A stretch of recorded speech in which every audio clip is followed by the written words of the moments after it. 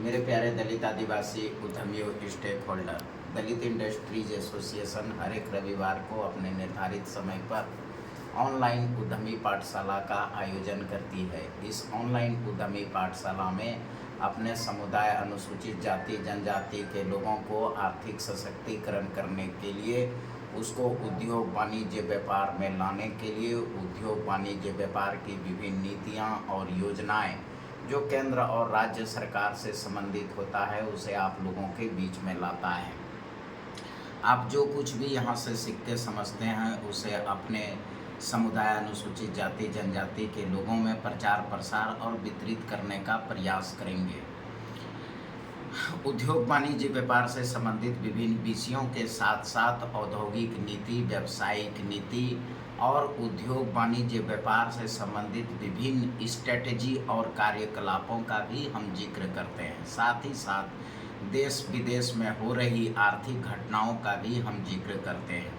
यदि आप इस चैनल पर नए हैं, पहली बार जो है इस ऑनलाइन उद्यमी पाठशाला को देख रहे हैं, तो चैनल को सब्सक्राइब करें, लाइक करें और शेयर करें। मेरे प्यारे दलित आदिवासी उद्यमियों स्टेक होल्डर, हर एक रविवार को हम जो है एक नए नए विषयों को लेकर करके आते हैं। आज का जो हमारा विषय है वह है इकोनॉमिक फैमिली प्लानिंग, मतलब परिवारों की आर्थिक योजनाएं, या हम इस चीज़ों को जो है बताएंगे कि किस प्रकार जो है हम अपने परिवार का इकोनॉमिक प्लानिंग कर सकते हैं। इस चीज़ों को हम बताएंगे। अभी 12 जून को अपने देश में जो है एक प्लेन क्रैश हुआ और सारे जो है देशवासी स्तब्ध रह गए कि ये क्या हुआ। उसी दिन मैंने व्हाट्सएप पर एक स्टेटस लगाया कि क्या आपका परिवार आपके ऊपर निर्भर है?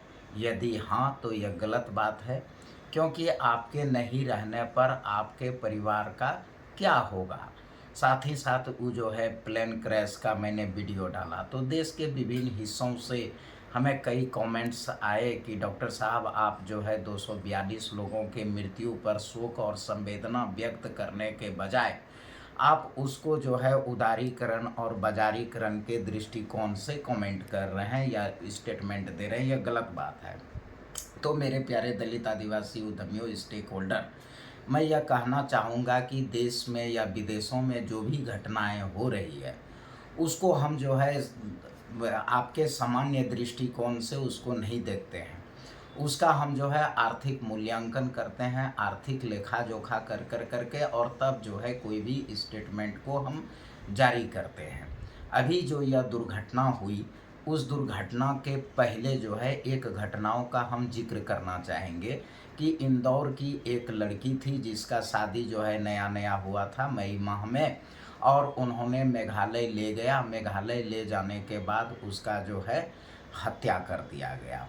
जब उसका जो है फ़ोन चेक किया गया तो उसमें उसने जो है कई बार जो है ऐसे स्पॉट का चयन किया था जहां आसानी से सेल्फी ली जा सकती है। तो उस मर्डर में अब जो है एक नया शब्द जुट गया, सेल्फी डेथ या सेल्फी मर्डर। यानी कि सेल्फी लेने के जगह पर जो है किसी भी विक्टिम को ले जाया जाए और उसे ठेल दिया जाएगा और ऐसे जगह पर चला जाएगा जहां की उसकी डेड बॉडी नहीं मिले। जब उस सोनम नाम की लड़की से पूछा गया तो उसने कहा कि मैंने जो है हत्या करने के पहले कई बार जो है कहानियों में, फिल्मों में, अन्य जगहों पर देखा था कि उसका जो है डेड बॉडी अगर नहीं मिले तो सज़ा जो है उसका सामान्य होती है, और यह मान लिया जाता है कि भाई यह कोई मर्डर नहीं है, यह एक इत्तेफाक है। उसी घटना से प्रेरणा लेकर करके यह प्लेन क्रैश हुआ है। अगर आपको कोई अन्य कहानियों में दिलचस्पी है तो आप उसको रखिए। अभी जो प्लेन दुर्घटना हुई है, इस दुर्घटना का कहानी क्या बताया गया है कि भाई उसका जो है मतलब लेफ्ट इंजन जो था वह क्या है कि वह बंद था, और जब वह टेक ऑफ होता है तो टेक ऑफ होने के साथ एक वीडियो वायरल हो रही है। उसमें दिखाया जा रहा है कि उसके जो है लेफ्ट साइड में जो है झुकाव है। झुकाव होने का मतलब है कि उसमें जो है उसका लेफ्ट इंजन बंद था और राइट इंजन जो है पायलट जो है माना घबराहट में राइट इंजन को बंद कर दिया और वह ख़त्म हो गया। ये एक कहानी बनाई गई है और ये कहानी को जो है पूरा देशवासी जो है दिलचस्पी के साथ सुन रहा है और अफसोस जाहिर कर रहा है। विंग आईआईटियन हम टेक्निकल लोग हैं और हम जानते हैं। अब उस प्लेन घटना में जो है 2-3 बातों को ध्यान में रखिए। अब ब्लैक बॉक्स का क्या रिपोर्ट आएगा, वह रिपोर्ट तो जो है सार्वजनिक नहीं की जाएगी। हाँ, तो इसलिए अभी जो घटना फैलाई जा रही है और जो देश के भोले भाले लोग हैं, जो निकम्मा बेरोजगार और कोई काम धंधा वाला लोग नहीं है, वो बड़ा दिलचस्पी से इसको सुन रहा है, संवेदना, शोक और अफसोस जाहिर कर रहा है। लेकिन इस घटना के पीछे पूरा का पूरा खेल जो है वो इकोनॉमिक खेल है। अब देखिए टेक्निकली ढंग से हम आपको समझाते हैं कि वहाँ रनवे पर जो है रनिंग करने से लेकर के एक लिफ्ट पॉइंट होता है जहाँ से प्लेन जो है टेक ऑफ करता है, ठीक है। तो रन करने से लेकर टेकअप पॉइंट तक हवाई जहाज की टेक्निकल कंडीशन को टेक्निकल एक्सपर्ट एग्जामिन करते हैं। तो अब देखिए उस चीज़ों का जो है हम फिर से जिक्र कर देते हैं आपको एक बार पुनः, जो है कि रनवे पर फ्लाइट को वहाँ से ले जा कर के टेकअप पॉइंट होता है, ठीक है, उसको लिफ्ट पॉइंट कहते हैं। तो लिफ्ट पॉइंट से टेक ऑफ करने तक वहाँ क्या होता है कि जो उसके टेक्निकल एक्सपर्ट हैं, उस टेक्निकल एक्सपर्ट फ्लाइट की जांच करती है और एक एग्जामिन रिपोर्ट जो है वह पायलट को देता है और पायलट फिर उसको एग्जामिन रिपोर्ट को देख कर करके और उस पर सिग्नेचर करता है। तो अब जो कहानी सुना जा रहा है उस कहानी पर समझिए कि जब जो है वहाँ से रनवे पर जो रन कर रहा था तो क्या टेक्निकल एक्सपर्ट ने एग्जामिन नहीं किया था कि उसका जो है माना लेफ्ट इंजन खराब है, और यदि वह खराब था तो फिर पायलट ने जो है उस पर सिग्नेचर कैसे किया। चलिए अब यहाँ से फिर आगे बढ़ते हैं, समझा देते हैं, क्योंकि हमारे समाज के लोग भोले वाले हैं और देश में जो है अभी पूरा निकम्मा बेरोजगार और भक्त लोग हैं, वो समझते नहीं चीज़ों को, तो उस चीज़ों को हम टेक्निकल भाषा में समझा देते हैं। तो अब जब वह जो है तो एक चीज़ है, कई भी आप जो है अगर जो एविएशन से रिलेटेड रखता है, जो जानकारी रखता है, एक्सपर्ट है, या आप गूगल पर और जो है यूट्यूब में भी पढ़ सकते हैं इसको, कि जब लिफ्ट पॉइंट से टेक ऑफ हो जाता है तो लिफ्ट पॉइंट से टेक ऑफ से लेकर के 400 फीट की ऊंचाई तक जो है पायलट का कोई काम नहीं होता है। तो जो प्लेन क्रैश किया है तो वह देखिए कहाँ से 425 फीट के बाद वह गिरा है, ठीक बात यहाँ तक है। तब उसमें क्या हुआ है कि 400 फीट तक के बाद और पायलट का कोई काम नहीं है, माना टेक ऑफ से लेकर करके 400 फीट जाने तक पायलट का कोई काम नहीं होता है, सिर्फ वो चुपचाप बैठा रहता है। जैसे ही 400 से 425 फीट जाता है तब उसको पता चलता है कि मेरा जो है लेफ्ट जो है इंजन बंद है। तो चलिए एक उसमें 2 इंजन होता है, तो अगर राइट इंजन है तो राइट इंजन के आधार पर बेस पर वह जो है दूरी तय कर सकता है कहाँ तक, निकटतम जो है यानी कि जो एयरपोर्ट होगा वहाँ तक वह रन कर सकता है एक इंजन को लेकर करके, या एक इंजन से वह जो है गंतव्य तक भी जो है पहुँच सकता है। तो 425 तक था, तो अब 425 से वह क्या करता, ऊंचाई को पहले लेता और ऊंचाई से लेकर के फिर परमिशन एटीसी से मांगता और सेफली वह जो है लैंड करा सकता था। लेकिन कहानी क्या बनाई जा रही है कि भाई एक इंजन पहले से फेल था लेफ्ट वाला, राइट वाला जो है उसको करने में हड़बड़ी में वो क्या किया कि वो जो राइट वाला इंजन का जो ये था वो खींच दिया उसने, और वह राइट इंजन भी बंद हो गया। तो दोनों इंजन बंद हो जाने के वजह से गाड़ी और फ्लाइट जो है गिर गई और क्रैश हो गया। बड़ा मज़ेदार कहानी। अब सोनम गुप्ता का जो कहानी पहले बताए उसमें यही चीज़ है। अब जो है वो घटना का वास्तविकता क्या है, पायलट तो जीवित रहा नहीं, तो जब पायलट जीवित नहीं रहा तो अब कोई गवाह है नहीं, जितना 242 लोग थे वो सारे जा चुके हैं। अब क्या चीज़ हुआ, यह जो है गर्भगृह में चल गया। तब इसका जो है इकोनॉमिकल बिंदु क्या है इस चीज़ों पर थोड़ा सा हम लोग जो है डिस्कस करेंगे। अब 2-3 चीज़ों को ध्यान में कि उसका इकोनॉमिकल इफ़ेक्ट क्या था। उसमें एक पूर्व सीएम जो है गुजरात के हैं, जिसका नाम है विजय रूपानी, वह उसमें शामिल है। और विभिन्न सोशल मीडियाओं से आप उसके बारे में देखेंगे तो पता चलेगा कि 27,000 करोड़ का जो है ज़मीन घोटाले में वह संलिप्त था, उस पे आरोप था। और उसका जो है सीधा संबंध जो है सरकार से था। अब ये नहीं कि ये मैं बोल रहा हूँ सो नहीं, ये जो है सोशल मीडिया पर बात फैल रही है, विजय रूपानी उसी में था। एक घटना यह इकोनॉमिक पहलू हुआ कि 27,000 करोड़ रुपये का घोटाला करने वाला व्यक्ति उसमें शामिल था। कहानी जो बनाई गई है सीधा सीधा समझिए, ठीक है, कि उसमें क्या हुआ भाई कि पहला इंजन जो है लेफ्ट इंजन उसका फेल था।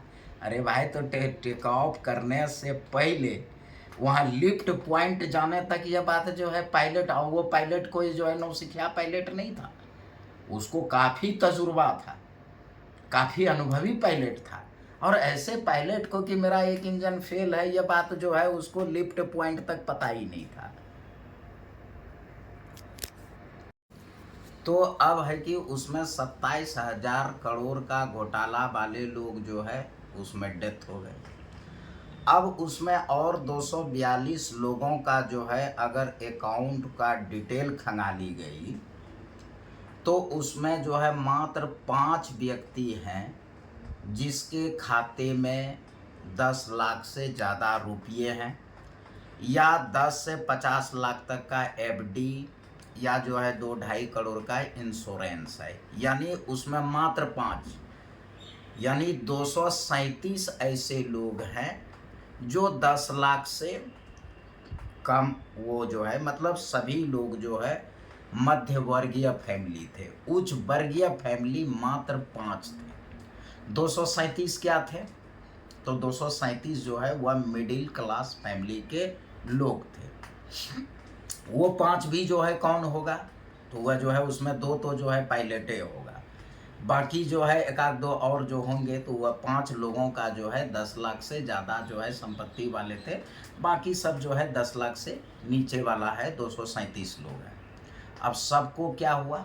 1 करोड़ का मुआवजा मिला। अब यह निकम्मा, बेरोजगार और निठल्ला लोग, यह बताओ, जो कहानी बड़ा बढ़िया से सुन रहे हो, शोक और संवेदना व्यक्त कर रहे हो, दुख व्यक्त कर रहे हो, तुम अपने परिवार के लिए जीते जी क्या किया? कुछ किया? कुछ नहीं। वो 237 लोगों ने तो कम से कम मर करके जो है करोड़पति बना दिया अपने फैमिली को। 1 करोड़ हो गया। एगो कहानी नहीं सुना था कि एक आदमी जो है अपने घर में गया, उसकी पत्नी उससे लिपट गई, कहा आप बच गए? बोला हाँ, क्या हुआ? कह रहे आपके ऑफिस के बिल्डिंग पर जो है प्लेन क्रैश कर गया था, उसमें आपके ऑफिस के सारे स्टाफ मारे गए, आप बच गए, आई लव यू। तुरंत फिर टीवी पर देख रहा है कि जो लोग उसमें मरा तो उसमें सबको 1 करोड़ मिला। तो तुरंत पत्नी उसको डांट के कह रहा था कि तुम काहे नहीं मर गया? कहा मर बुढ़वा, कभी तो आई लव यू कह रही थी, अभी तुरंत कह रही है कि मर काहे नहीं गया? कह रहे जितना लोग था वहाँ चपरासी तक को 1 करोड़ रुपया मिला, तुम कहाँ गया था? कह रहे हम उस समय सिगरेट पीने चल गए थे। कहा तुमको कामे के वक्त में सिगरेट पीने का मौका मिलता है?